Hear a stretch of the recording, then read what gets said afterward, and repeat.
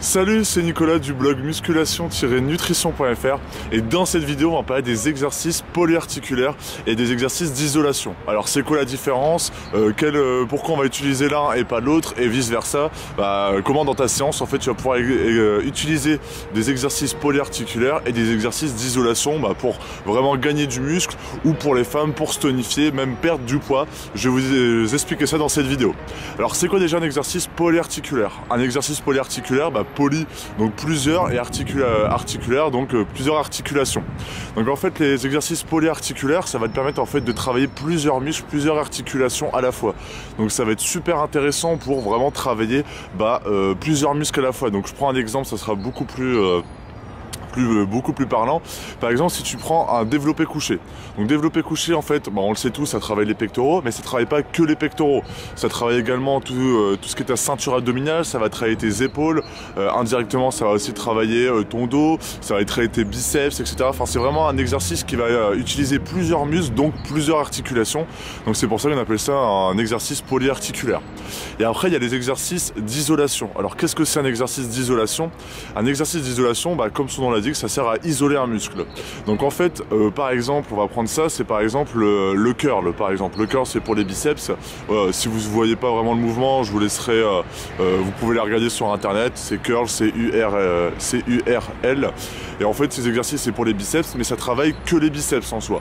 Bon, ça travaille forcément un peu aussi le gainage, mais c'est vraiment un exercice vraiment particulier pour le biceps. Donc du coup, avec ces exercices, il y a deux façons de travailler différemment. On peut utiliser les exercices polyarticulaires en début de séance. Donc avec ça, on va mettre des exercices beaucoup plus lourds, des charges beaucoup plus lourdes.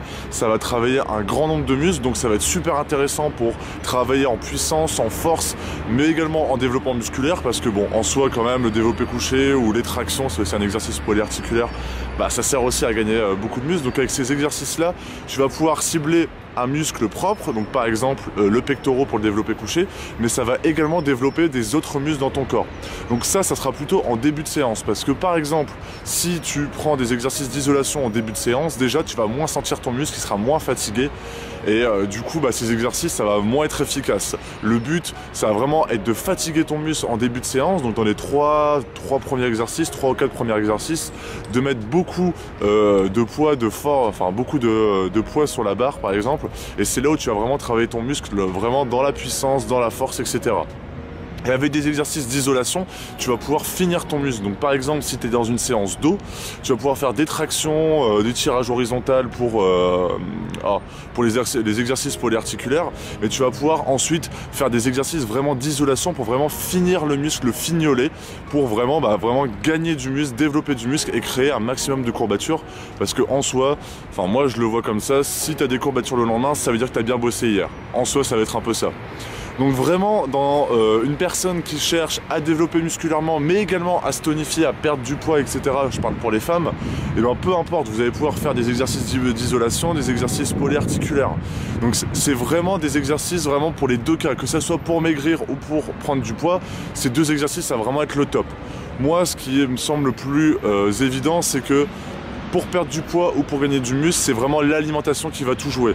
Votre entraînement en soi, si vous faites des séances de musculation, etc., vous allez vraiment perdre du poids automatiquement, vous allez brûler des calories. Donc vraiment pour moi, le bon conseil, c'est de construire une séance de musculation avec des exercices au début polyarticulaires, au début de votre séance, 3 ou 4, et de finir entre 3 à 4 exercices d'isolation pour vraiment finir vos muscles. Avec ça, vous allez vraiment travailler en profondeur, travailler certaines articulations vraiment vraiment travailler le muscle en profondeur, travailler des bonnes forces, et ça va vraiment être top pour vraiment se développer musculairement ou perdre du poids si vous êtes une femme ou un homme qui désire perdre du poids. Voilà, je pense que j'avais pas grand chose à dire sur les exercices d'isolation et de polyarticulaire. Si vous avez des questions, vous pouvez les mettre dans les commentaires, j'y répondrai tout de suite.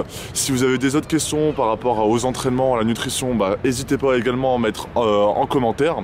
Moi, je vous propose du coup maintenant de commencer une transformation. Donc si vous voulez perdre du poids, gagner du muscle, que vous soyez un homme ou une femme, que vous ayez adolescent ou vous avez la soixantaine, vous avez un lien qui apparaît juste ici et dans la description pour pouvoir enfin commencer votre transformation. On va pouvoir travailler ensemble pour vraiment vous transformer physiquement, changer votre corps, changer l'aspect physique, donc perdre du poids ou gagner du muscle.